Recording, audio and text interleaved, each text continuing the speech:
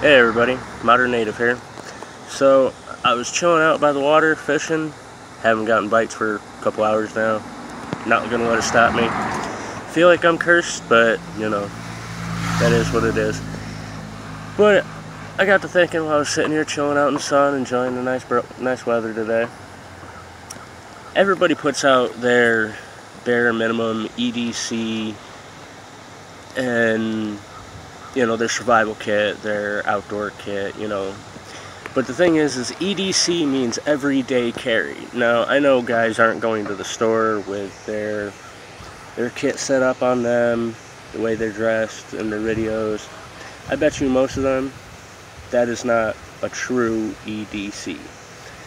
Everyday carry. That means every single day, every single time you get dressed and leave the house, that kit is on you. You have that on your person. You are carrying that every single day. So it got me thinking. I wanted to take the opportunity to show you what I carry every single day, every time I leave the house, even in my house. This is what I have on my person, on my body, every single day at all times. Is it my bare minimum kit to survive? No, I could survive on less, but I have the what if mentality, the just in case, whatever. With that in mind, I generally carry what I call my redundancies. Means I have more than one of what I consider my bare minimum tools to utilize in a survival scenario. I decided I wanted to go ahead and go over that with you guys now. Now again, this is a true EDC. This is what I have on my person every single day. Now like I said, I'm just chilling here by the lake. The great Sacandaga Lake, down here at the Maple Marina. It's a really beautiful spot to go fishing. Right here at the overflow. Right where the Mayfield Reservoir or lake, whatever, flows into the Sacandaga Lake. It's a great spot. I've seen some monsters swimming in down right over here, all through here. It's actually right there. I don't know, it's not going to come up on camera, but I can see easily a guy who's almost 3 feet. There's a school of them. There's like 5 of them that's been floating around here. That's just nuts. I wish you guys could see that in the camera, but anyway, I got my improvised little pole here, holding the line out with a little crappy lure. I've literally just got it hooked to my reel. Just got to sit there. I've just got it hanging there. I got the depth set. It's about a foot off the line, foot off the bottom, I mean. I have a bobber sitting out there with my pole rigged up, chilling down there.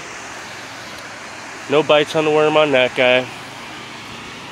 Somebody caught a sunfish or a bluegill or something, and they left it all sorts of gutted out, and I took it, put it on a hook, threw it on the bottom, see if I might get something. Who knows? I'm nowhere near an expert fisherman. I've been fishing most of my life, but I'm cursed. Never really was fully taught how to do it. I've been kind of learning as I go, just kind of a self-taught thing. Never really got into the specifics or details. I'm kind of trying now to get a little more adept at it, let's just say. Sorry I'm so shaky. I'm doing this on the phone for now. I'll be getting a rig soon. But let's get to the EDC like we were talking about. Okay, so first off, what I have, let's start out with some of the simplest things. On my wrist, I have a steel skull bracelet chain link. I mean, in an emergency situation, I don't know, I could use that to link something together. It's got a pretty sturdy clasp on there. It's all steel construction. And sorry about the truck. And it's solid. I mean, like, if I had to hang something over a fire, I don't know, it's a little short. Might work for something to be able to rig something up, secure something together. I mean, it's strong, so I could probably put a tripod up and put that over the top, and it'd act just like a cuff holding it together. I don't know how much I trust that, but it's worth a shot maybe one time. But more importantly, on this wrist, I have the larger paracord bracelet with a ferrocerium rod attached inside, which I'll show you.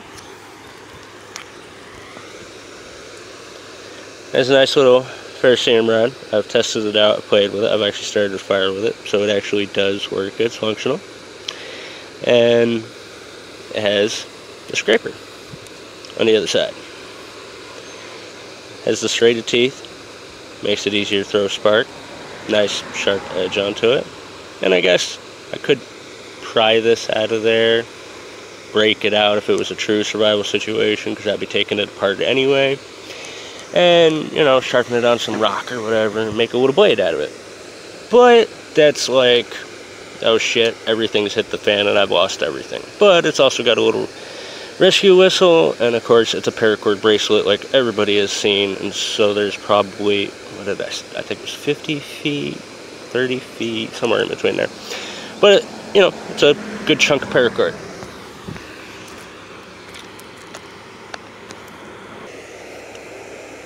And on the other wrist, I have a smaller chunk of paracord bracelet. Nothing special about the buckle, just that it is an M48 Commando. One of my personal favorite companies. Just not a plug, just for the record, it's just, you know, one of my favorites. Okay, let's move on down. I am currently shirtless, so it's not like that's a survival thing, but, you know, my shirt's just right over there. But on my hip, I have the M48 Commando cleaver. It's got the ring on the handle. Got a nice, sturdy, I think they call it TPU handle. I can't remember at the moment. But it's a black oxidized coating. And it's a high carbon steel, and I've sharpened this myself, and it is super sharp, trust me. And this acts like a little hatchet. It's actually light enough and got enough different grips I can hold on to it to be a nice carving knife. And when I baton wood with this, it's awesome. This hook right here up on top, when I'm going through wood, I can baton it and catch the batoning piece, the piece that I'm using as a baton, to force the tip downwards through the wood, making it baton so much faster and cleaner. And it has this wedge out point. See how thin it is up by the blade all the way up this groove, and then this juts out really nice and hard, making splitting really nice. And it's extra thicker. It's extra thick up by the end of the blade here, and it just acts like a nice wedge point. And of course, if I ever need to batten something down, or in a, sorry about the truck again, didn't have the moment to pause that. If I'm in, let's say, a desperate situation and I'm being attacked by a person, this is an awesome self-defense knife, which acts almost like a brass knuckle, but really not. It's a bludgeon point. Helps with that knockout point if I'm really not trying to wholeheartedly hurt them. But if someone's coming at me, you know, if it's a life and death situation, it's, you know, it is what it is. It's life or death. But anyway, that's my awesome cleaver. Stick with the cutting edges. I have my kukri. Oh, the cleaver comes with a, almost gonna fall over, break my neck, fall into the lake. But this is the sheath that comes with it. Super awesome, slips right in there, nice and comfy. I've never had it fall out, even when it's not buckled. You want to think it catches, but that hook on the tip sets right into that spot, and that's all sorts of janky, my bad. It settles into that spot and hooks right into it, and it doesn't come out. Super nice. But this is my kukri. Yes, my kukri by Timberwolf. It's a folding kukri. It's a nice, it's a nice length knife. It's got that scoop down I really like. I've sharpened this myself too. Super sharp. All these came super sharp, but I still sharpen them. It's got the holes through the handles, makes it for a lighter grip. Nice, feels good. Inline lock. And it does have a spring assist opening. All I had to do was just push that down just the slightest bit, and it flips right open. It's super nice. So that's my secondary large knife. Then I have my little pocket knife. Broke the tip off this guy on accident one time, but now it acts like a nice little screwdriver sometimes. Inline lock on this guy, but it has a safety lock right there. Can't open it. Now I can. If I relock it, even when I take the liner lock off, I can't close it. Super nice little safety feature. Doesn't open in my pocket, doesn't close on accident if the liner lock failed somehow. Ooh, I need to tighten my belt clip. But that's kind of like that look with the open blade. Nice little image right there. Then I have another cutting blade. My personal favorite style, the karambit. This one has a belt hook on the back side. It's my karambit. It's really nice for skinning. It's an excellent self-defense knife. Got a nice tight tip on it. I have not sharpened this one myself with my flat stones. I used one of those factory wedge pre-shaped angle sharpener things. But I love that thing. I've had that for years. Let's see. Well, let's get this out of the way because it's relatively new. But it's a hacky sack. It's for boredom, for entertainment. But also, if I were to attach it to the end of a string, I could use it as a weight to throw it up and over a tree, to set up a snare or something. It's super hot right now, and I'm messing around with fish and water, but I always have fingerless gloves on me. They're just gold gym gloves I got from Walmart. Just to workout gloves for leather hand. It just protects my hands, but keeps my fingers open for articulate work. Oh, I do happen to have... I started carrying these a while ago. I totally forgot about it. They, glove lights. They slip over my forefinger and my thumb. They wrap around the wrist. Turn it on. It's a little LED light on each finger and thumb. Yeah, super cool little thing. I do also have junk mail just sitting in my pocket. That's fire starter. Just, if I really need it. I generally don't use it. I use natural fire starter. Then an Ozark multi-tool. Standard, Walmart. And it's just your standard. It's got the knife. It's got the saw. It's got bottle opener. Screwdrivers. Pliers. That's that pocket. I'm going down one leg at a time now at this point. I'm wearing a black tactical cargo pants. I generally wear old issue military pants, style pants, cargo tactical pants, but this is a microcord 100-pound test.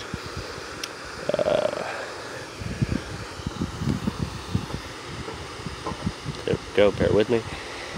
Just standard paracord, or microcord rather, sorry. And that's that for that leg. Nope, outside of that leg. Then I have Bugs net, head net, 2 of them actually. In case I'm with someone, I actually grabbed my wife's to bring for a friend when I was fishing with him. And I've just been carrying it ever since. And just some gum, because right now I've got a tooth issue. It's bothering me. I broke a tooth and it's a little jagged, so I've been chewing on some gum and keep putting it over that so it doesn't cut my tongue. It's rather stupid, but I just got a lighter. standard Bic. No big excitement there. The battery pack, I got a portable charger. I generally don't carry all that often because if my phone dies, it's not a huge issue for me. It happens. I knew I had these. Compressible towels. Camp towels, biodegradable, compressible. You just put them on water and they turn into a washcloth size thing. They kind of feel like, I don't know, like back in the 90s they had those super cheap towels that are like, it was almost like wide gauze pattern, and they shredded so easy. But these ones are super tough, kind of, for the comparison of what they would expect. They're not like tissue, but they're nice. I'll do a demonstration on them one time when I'm doing an actual camping video. This is a medicine bottle that is safely holding my waterproof matches. My Trailblazer 40 waterproof matches. They're just, you know, standard looking matches, but they are waterproof. I did drop it in the water real quick, shook it off, scratched it on there, and it actually lit. I was pretty impressed by that. Surprised. They're super cheap for a 4-pack I got one time. And I just keep them in that little medicine bottle to keep them a little extra waterproof so they're not getting crushed and crap in my pocket, because I keep them on the low pocket down on the bottom of my leg. And that is generally the pocket I keep the extra fire starter in, which I had gone through on that pocket at one point. I just put garbage or whatever so I'm not littering, but it also works as a fire starter later on.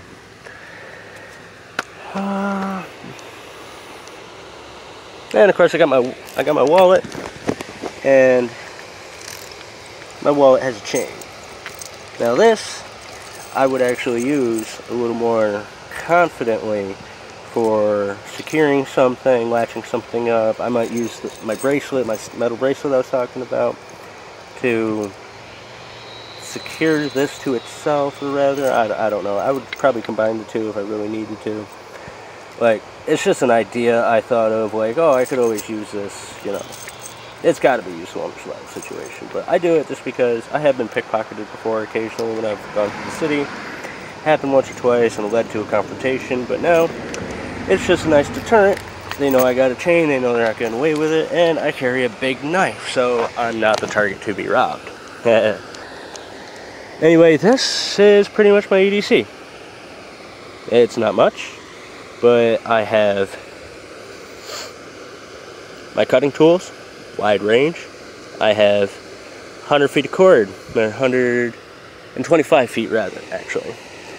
And that can be split down, used for fishing line. That can be used for a whole bunch of different things. Braid some together to have a, excuse me, I have hiccups. Braid some of it together to have a larger line. And then I have fire. I have a weight tool to just, you know, throw the line around up on a tree. Like I said, to make a snare. Hand protection, fire, and tooth protection for right now, just because of broken tooth. And that. The head nets, so that skin protection from pests.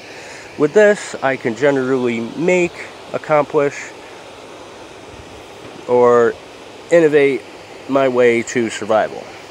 This actually isn't my minimum, really, when it comes down to it, because I have a ferrocerium rod on me. Any one of these knives, you know, a preferred would be this one, you know, and I'd prefer to have a lighter on me, or matches, or my full-size ferrocerium rod, which I do not have with me. I'm still waiting to get that from Amazon. But once I have that, I will feel much more confident with my kit. I've been a survivalist for quite a few years, but I have repeatedly, over and over, lost my supplies, my kit, and my gear through different life situations.